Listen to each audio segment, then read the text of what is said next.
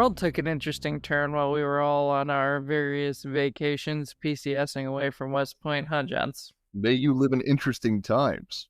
It What's the hasn't. saying? There's years where nothing happens, and there's weeks where years happen. Yeah, Lenin. There's decades where nothing happens, and there's weeks where decade happens. Yeah, I feel like we've been there for a little while. I wouldn't say it's enjoyable. They haven't taken the foot off the gas since January. I mean, the whole bomb Iran. No one was expecting that one, but that happened. But now we have a ceasefire. But now we Ukraine's don't have kind a of on the ceasefire. back burner. Assad's government fell. He's a refugee in Russia now. Yeah, there's lots of things to talk about. Well, let's start off with the Sharif don't like it. We're going to rock the Casbah. Part 2. Well, let's just say that somehow Benjamin Netanyahu is still in power in Israel, and the Israelis are still doing interesting things in terms of military operations. The drone attacks that Ukraine did a few weeks ago in Russia to hit their strategic bomber bases. Either Israel was already planning that, or they took a page out of their notebook and said, yeah, we'll copy that. And thanks to Assad being gone, which I just mentioned, the Israelis could conduct aero refueling over Syria and Iraq, apparently. So force projection, the only thing they didn't have were GBU 57s. And, well, we might have solved that one recently. I am accepting apologies as the air defender on the podcast for the performance of Patriot. Aren't you not an air defender anymore, though? Well, I mean, I still wear the insignia, though. It's my base branch, even though I guess you're right. Functional area. Is it really that hard, though, if you're notified in advance that, hey, we're going to be shooting a certain number of missiles at Qatar? Hey, man, just because you're notified that nobody told the missiles they were coming in, man. I'm just saying, they still had to execute. It looked like they were double launching at each target. I watched a video of it. It looked like they were firing 2 Patriots. I mean, that's the soldier's little TikTok video. Yeah, you watched that too. The one that was certainly not filmed from the Pat site. I spent a year on at Al Udeid Air Base. A good time. Funny thing, man. There actually is a Casbah there. That's like one of the places the Air Force lets you get 3 beers a day. The Casbah, and then the so-called Bra, the Fort Fox Sports Bar. It's called the Bra because it's 2 large tents stuck up next to each other. Yeah, I don't think those soldiers were in the bomb shelter like they were supposed to be. No, they were standing next to the Scud bunker, which is it's just a concrete culvert that's half buried in sand. Very effective, so they tell us. Do we know what the Iranians even launched at them? Were they just typical, Iranian copies of the Scud, some kind of ballistic missile? I mean, so they got a whole bunch. I would assume they were Fateh 110s, which is their short-range missiles. And they would have fired those from the western coast. The ones they were lobbing at Israel, right? Those are mostly probably Shahad 3s. Those are their medium rangers. So they're limited in their inventory. They have a whole lot more short range than they do mediums. The significant thing was dude, they fired a lot at Al Udeid, but they only fired at Al Udeid. They didn't fire at Arif Jan. They didn't fire up in Kuwait. They didn't fire at Al Dhafra down in UAE. They only picked that one. Oh, they didn't fire any at Bahrain either. Yeah, so it was a telegraph punch. I mean, it almost, I don't want it. People's lives were at risk. Don't get me wrong, but it did feel a little bit like WWE. No, but it's just like when they remember when they hit Al Assad Air Base back in, what was it? When did Trump whack Soleimani? Was that I feel like people could have died a lot easier there. There were no Patriots protecting that. No, they weren't. Not at all. Those are just dudes hiding in bunkers. As an unindoctrinated person who does not have that much in-depth knowledge about these missiles, I have been trying to follow it, but one thing that's been really hard to piece together is whether Israel's Iron Dome is losing potency or maybe wasn't as effective as originally published, and just because it seems like there's a little bit of play from footage in the media about that, but how one-sided is this conflict? Just to recap in plain speak, you guys were just talking about how Iran's air responses have been largely telegraphed, so we saw it coming and we knocked it down, and it seemed like they were kind of focusing on a few areas rather than hitting all of the strategic sites within the zone, right? Which might you could infer from that that they have a limited stockpile and we're trying to pick their battles, as it were, right? So can you guys sort of walk through that a little bit? Yeah, I can start real quick, It Matt. You can certainly Yeah. jump looks in. like Israel is definitely controlling the tempo of this fight, has the upper hand, as it were, but is it completely and utterly one-sided? It is for all intents and purposes. Iran gambled. Well, Iran could not field a functional air force due to sanctions, and so what they sought to do was make kind of an airsats air force using at first land attack ballistic missiles or tactical ballistic missiles (TBMs), of which they have a variety. Right, they started off with the Scud copies, the Scud Cs, and they've made a pretty sophisticated domestic industry making both liquid and solid fueled ballistic missiles. Then they supplemented those with one-way attack drones, the famous shithead 136s that we see all over in Ukraine. They're basically like powered by a two-stroke lawnmower engine. So that was going to be their ersatz air force. They bet big that they could overwhelm Iron Dome. So the Israeli integrated air defense, right? It consists of 3 systems at least. Short range is Iron Dome for rockets and short range stuff, and then you have medium range, which is David's Sling, roughly equivalent to Patriot, and then Arrow, which is roughly equivalent to THAAD. That's longer range stuff, right? So the Iranians were gambling that they would be able to saturate the Israeli air defense with this kind of airsats air force, and then kind of hold. Now these things are not accurate either, right? So like the most sophisticated Iranian missiles, they have a so-called a KEP, a circular error probable, of like 300 or 500 meters, right? Which means 50% of the time they'll land within about 500 meters of where they're aimed. That's not terribly reliable, considering modern precision weapons have a KEP of like 20 meters or 30 meters. These have ones that are 10 times that. So again, the plan was quantity over quality. Issue being, Iran is far away from Israel. It's about 1,600 kilometers, right? That is a very, very long flight time, which means lots of time for pre-warning and spool up.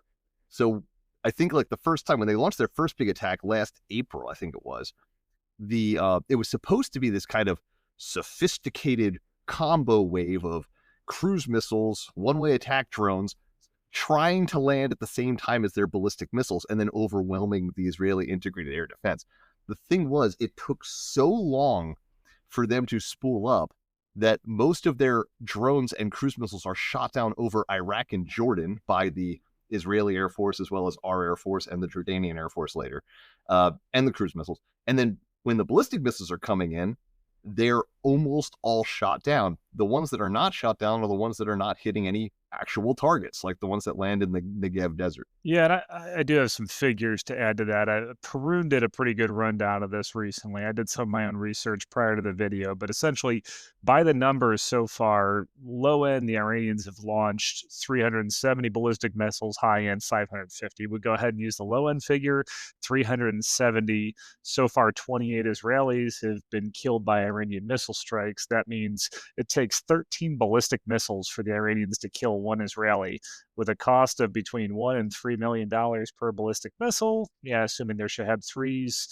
It's not exactly a good return on investment on the part of the Iranians. Oh, and these are civilians, don't Yes, forget. there's These nothing military because the Iranians are involved. just lobbing these things into downtown Tel Aviv because the accuracy is so poor they can't even pray to hit anything like strategically significant, like an airfield, for example. Like meanwhile, I mean, you could flip it. Like the Israelis, they're running amok over Iranian airspace, like utterly brazen. Like they'll fly F-16s in broad daylight over Tehran, and their electronic countermeasures are so sophisticated that the Iranians, they aren't even trying to engage them.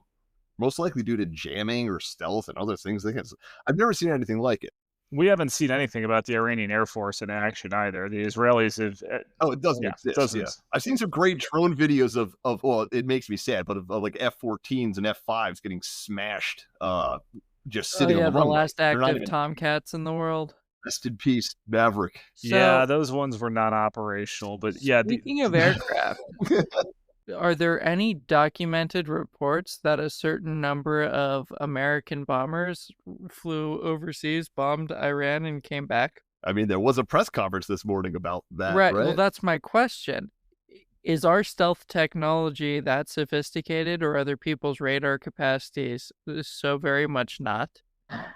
Well, I would say that the Israelis already punched a pretty big hole in their integrated air defense system, and on top of that, there was a whole network of aircraft flying with them. I'm assuming EF-18 Prowlers, a whole package of F-22s and F-35s.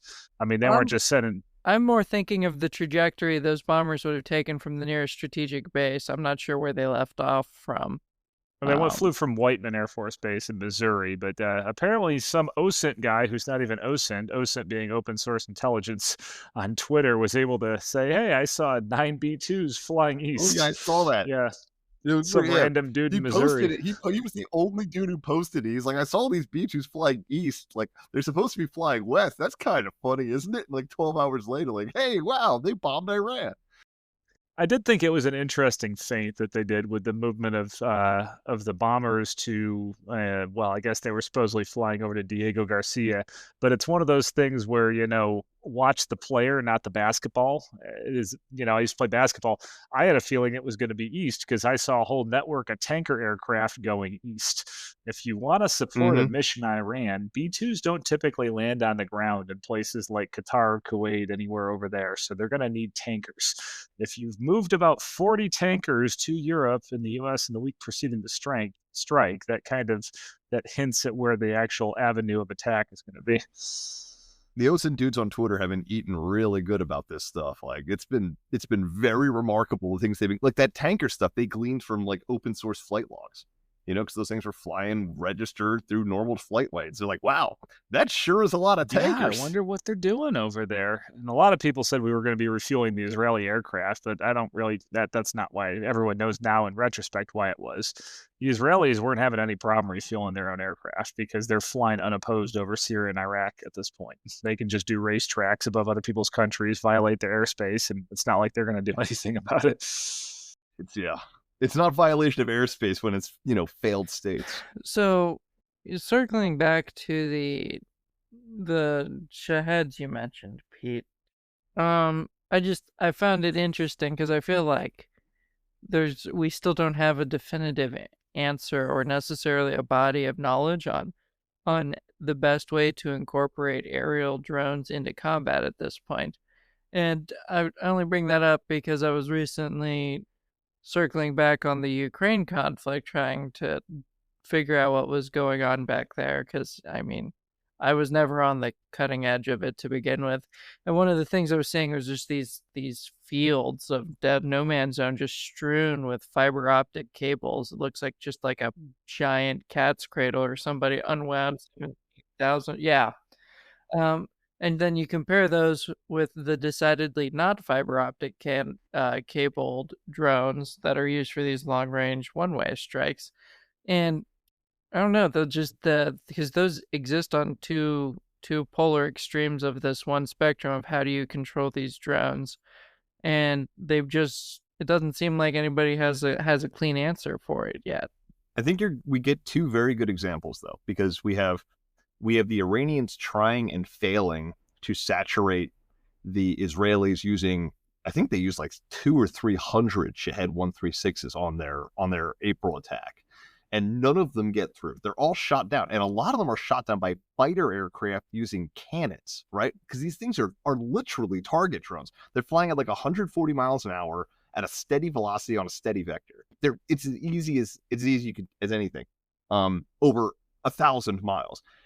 Then you have the Ukrainians with Operation Spiderweb, with somehow getting Connexes loaded with FPV drones delivered outside of major Russian strategic bomber bases, about 400 or 500 yards away from them, launching them and then hitting those bombers.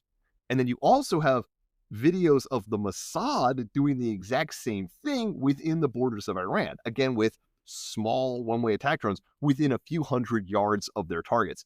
That second part should be the thing that should be making everyone extremely scared, because there is no air defense network in the planet that's going to be able to counteract that kind of stuff. You would have to have a CRAM, something even better than a CRAM, actually, because a CRAM would struggle with these things. That's the big Gatling or a gun, very right? robust Customs and Border Patrol department.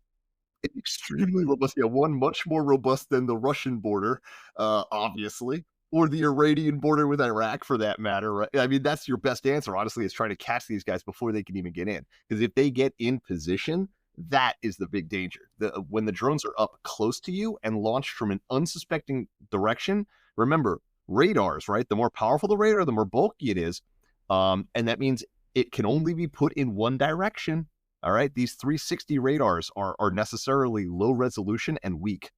They tend to be used mostly for weather and like other things like that.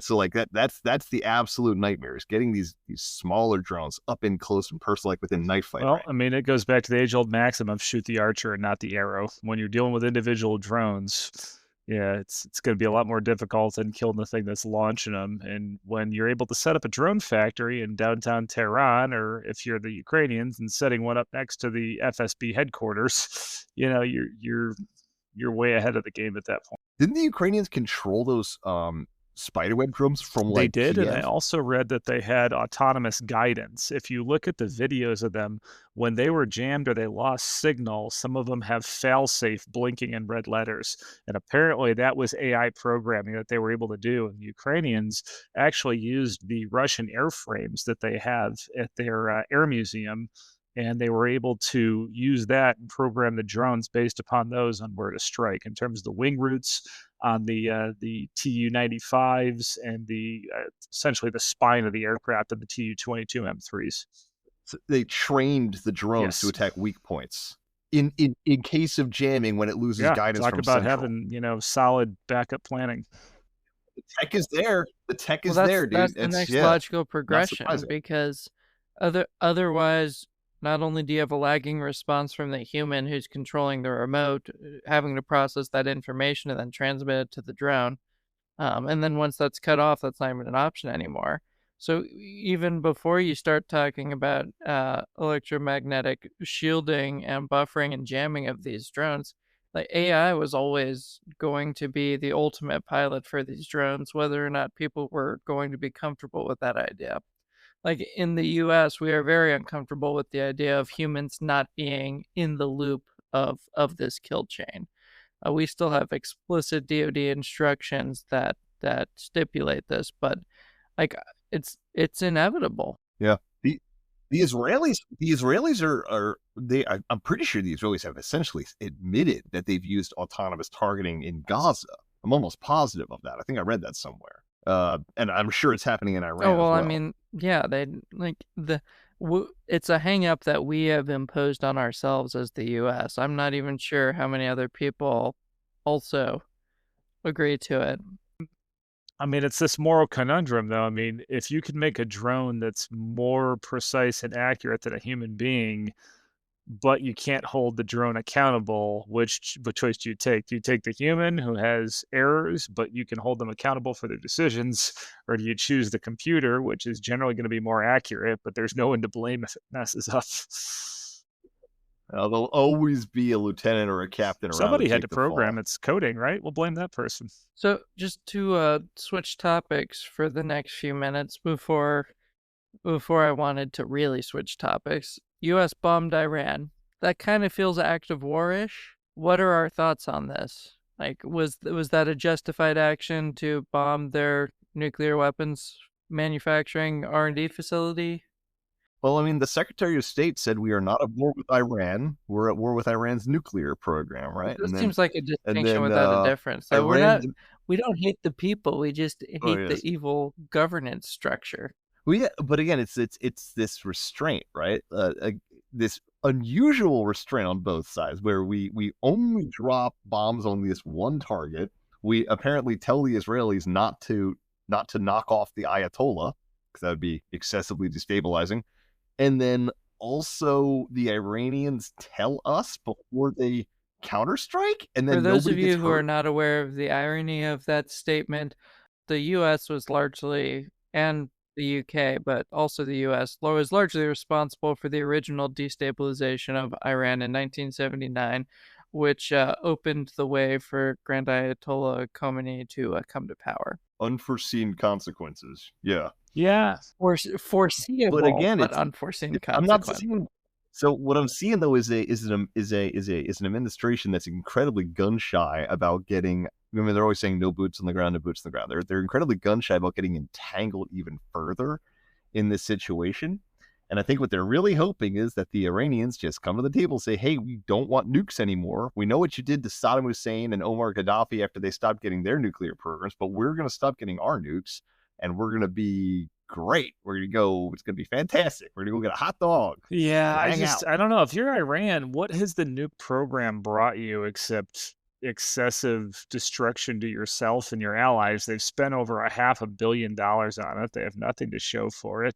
I can't believe they cannot detonate a single plutonium pit, man. They've been working on this for 20 years. The North Koreans You gotta be managed? kidding me. How hard? I North heard they Koreans did it, successfully. dude. We think they successfully tested one shortly before we bombed their facility, just based off of tectonic readings. But in either case, unforeseeable consequences wise, it just seems really strange to me that a country whose economy is entirely dependent on the exportation of petroleum would be working this hard on nuclear resources. We got to diversify your economy, bro. Look what Dubai and Doha is doing. Got to bring in that tourism bucks. I mean, I guess Something broadening else. it though is if Iran gets nukes, do we see the rest of the Middle East follow suit? If they do that, Saudi Arabia will not be far behind. I mean, yeah, MBS in Saudi Arabia has literally already said that. Like, if the Iranians get nukes, So if Iran we need gets to get nukes nukes, too. then we're the the UN is put on display as being a hollow facade of an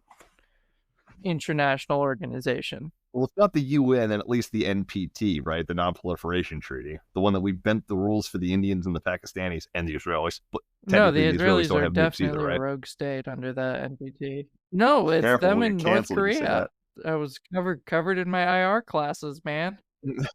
that.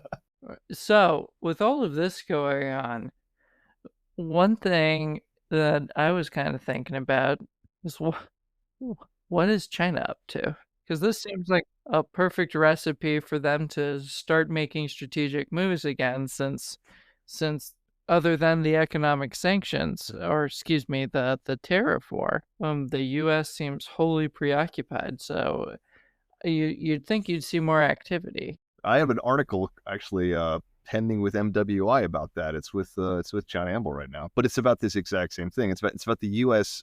signaling essentially to China that it is very distracted right now, whether on purpose or not. But you see, it's nothing, man. Beijing is a black box. You would think, right, that if you and I were in the Chinese high command and you wanted to make a play for Taiwan, then this summer seems to be the ideal time. The U.S. its military is in flux. The Navy is in the middle of a transformation. It's not going to get those new frigates online until what, Its aircraft carriers have an F-18 now, retention Matt? problem. We're an F-35 retention problem. Yep. The 35s, they're not procuring enough 35s to fill the squadrons entirely. Literally keep rolling off of aircraft Well, carriers. that's what happens when you keep an aircraft carrier in a combat zone for that too too. long. You get mistakes. The Air Force is in the middle of a massive transformation. They just canceled the NGAD. Now they're working on this F-47, whatever the heck they're doing. The Army is in the middle of a massive transformation. To say nothing of the movement of assets from, say, 35th Air Defense Brigade from Korea. They moved a whole battalion to the Middle East, at least, if not more, plus a THAAD battery, who are the dudes shooting down Iranian missiles in Israel and Qatar right now. So like we've done a massive force reposition away from the Pacific into the Middle East. Not to mention munition shortfalls, artillery, tubes, all the things we've been given to the Ukrainians. To say nothing that of our the industry wonderful hasn't been able to M10 spin up Booker, yet. which is no longer along. Rest in peace. Oh, they canceled the the light light tank. tank That wasn't a about light this tank? one 2 episodes ago, and 2 episodes ago was a really long time ago. Oh, dude, it was a very long time. I apologize to our faithful listeners. But no, for real, like, you guys know this. You're logisticians. You're like, this is prime time. If you're gonna hit us, you figure the United States is only going to get stronger and more resilient in the Pacific, probably from this winter onward. So, what is China's calculus right now? Or are they just hoping Taiwan will just diplomatically, politically fall into their lap? The time to go all white sun war to Well, the Why tides are not? October or It's the April. lowest That's risk. the only time that you can invade Taiwan based upon the tides. You could go other times of the year, but it's a Right. really bad Yep. idea. So, I mean, if we see them start to mobilize their civilian dual-use shipping fleet, because all their ro-ro ferries, which Joe loves ro-ro ferries, don't you? Or that was Pete that loves the ro-ros. Row, Yeah. row. You love the ro-ros. I love row If rows, we dude. I see love all of this them stuff. start to I love this congregate in stuff, dude. ports on the coast of China nearest to Taiwan, we might know something's up. But I really don't think they're gonna just launch a Start building special military large operation with an air concrete assault into Taiwan. I artificial think that harbors. even they know that's not going to work at this point. So 72 hours apparently SMO, man. It's Argentina's gonna work just this time. been shooting Chinese fishing vessels on site that cross into Argentina's sovereign waters. For Argentina, apparently there's like a giant floating Chinese fishing island in the middle of the South Atlantic that just is like Yeah, it's and like a so plague of locusts. they They're encroach just on territorial edging. waters. They don't respond to coast guards telling them to cease their actions, and then when they're approached, they've been evacuated, retreating into international waters. And instead of letting them steal their fishes, they've just started open firing on this illegal fishing fleet. Yeah, it's bad, dude. Peru is apparently like getting fished out because they don't really have a coast guard to speak of, and so the Chinese are just completely laid waste to their fishing. Nothing like a stockpiles. 76 millimeter shell for diplomacy. It's bad. Yeah, we should start charging these folks rent and just just send the Navy around and holding Chinese fishing fleets. Yeah, I mean, it's going to take more people doing things like that. Otherwise, China's going to take as much as they can, and people aren't going to do anything about it. They're, as Pete said, a plague of locusts who are going to continue to take and eat until someone says, no, stop. They have a ravenous appetite for whitefish. Like they take everything, stuff that's like you would usually just throw. Don't forget about shark everything. fins. Gets processed into fish cakes. Gotta have that soup. It's important. Throw the rest of the shark overboard. We just want the fins, right? Yeah, I know. I love that. Chinese traditional medicine. What a blessing! Absolute to blessing. Say nothing of illegal poaching in Africa. But that's a whole topic for another chapter. Raw materials, everything else in Africa. Yeah, the great game that we've already lost. Ivory, lion testicles. But no, I mean, kind of coming back to it. I guess I don't want to take. Brought to you by the World Wildlife Foundation. Yeah, we go on this. We go on this. Are we gonna get sponsored by PETA next? Environmentalism. Kind of circling back to your original topic. I mean, where do we go from here? Is the ceasefire going to hold? I guess that's a good question. Thank you for your attention to this matter, Pete. I mean, technically. Dude, thank you for the attention. This is the president of the United States. I think we just need to walk away from the Middle East again. It's just, like they got their own problems and nothing we've ever done has seemed to help. So maybe just stop touching it and go find something else to do. I mean, Trump was very happy at the NATO conference in Europe. He dropped another bomb on getting on the airplane to go over there, though. We dropped the F-bomb as well as the bunker busters. No, but like for real, I don't know if you guys saw him at the NATO summit with Secretary Rubio, but like he looked refreshed. The NATO secretary's like, hey, he was look, like, man, the U.S. isn't. We're not just a sock puppet of the U.S. anymore. A bunch of European nations are actually paying their dues as obligated under the NATO treaty. They're all going to do 5%, but also honestly, after all this, after weeks of dealing with the Saudis and the Iranians and the Israelis, is like, oh wow, yeah, the Poles and the Dutch, they really aren't that bad. I can kind of understand these guys a little bit. Yeah, he actually had some positive things to say about Ukraine too. He said they might get patriots. Yeah, apparently had a good meeting with Zelensky. They looked like they were, like I'm saying, glad handing. Also, don't forget, like, dude, offering Putin the Iranians nukes Trump might not have been the best thing to say. Like, well, yeah. Well, and then also the whole like, oh no, we want all of Ukraine now. We want peace, but we want all of Ukraine now. No, bro. Yeah, the Russians remind me of this guy who used to be a great boxer and now just gets in street fights and gets his ass kicked, but still talks to everybody like he's Uncle Rico about how incredible he is. Yep. Back to the Israeli ceasefire, right? So I know right after Trump said don't drop the bombs, the Israelis then dropped the bombs. But I haven't really seen any Iranian response to that. So honestly, ceasefire might actually hold, because apparently I read something now that we're offering Iran some unfrozen assets, I think like 20 billion worth, and then also working them on a civilian nuclear program. So like, looks like the olive branch is being re-extended. To be honest, dude, if you're the Iranians, and I know, Matt, you're gonna agree with me on this one, dude. If you're the friggin' Ayatollah, I'm taking any deal you're offering me right now, because like you are prostrate Just under the Why don't we Israeli Air just Force. You can do announced on nothing against Iranian these guys. television that he had made a savage, lethal blow to the U.S. I'm not kidding. Unfortunately, his populace Well, has why don't internet they access. just, They put know the that's not Ayatollah in a true. bunker, tell him it's for his own safety, give him an ice cream cone, and then start making decisions and use their auto pen. I mean, if you're the military high command, dude, you got to be looking after yourself, dude. If you're an Iranian 4-star, your life expectancy is like a Russian freaking Mobique somewhere on the Eastern Yeah. Front right now. Did you hear that story about how the Israelis wiped out the entire missile corps, like every single star flag officer in the Iranian missile corps? They sent out a fake email from like a .Iranian middle account to get them all gathered in a bunker for a quote special meeting, and then drop the bunker buster on it. Whale They fishing, I racked love like it. 13 generals. It is. It's legit. Yeah, it's spearfishing, but with a freaking Yeah, JDAM. my favorite was one of the Israeli F-15s that was involved in those strikes, participated in the original ones that they did with the F-15 on Tripoli back in the 80s, over 40 years ago. Same airframe. You got to be kidding me. The same airframe? Well, that's the crazy bro, thing. The that's whole like reason the ship of F-15E Theseus right there. Strike Eagle exists is because the Israelis, when the Air Force conceived the Eagle, the saying was not a pound for air to ground. And the Israelis are like, wait a minute, this thing has really good range. No way. What if we strapped bombs to it? Yeah, but the F-15E, Yes, but it wouldn't exist the if the F-15E Israelis is hadn't bombed awesome. Tripoli It's a with it. fantastic fighter bomber.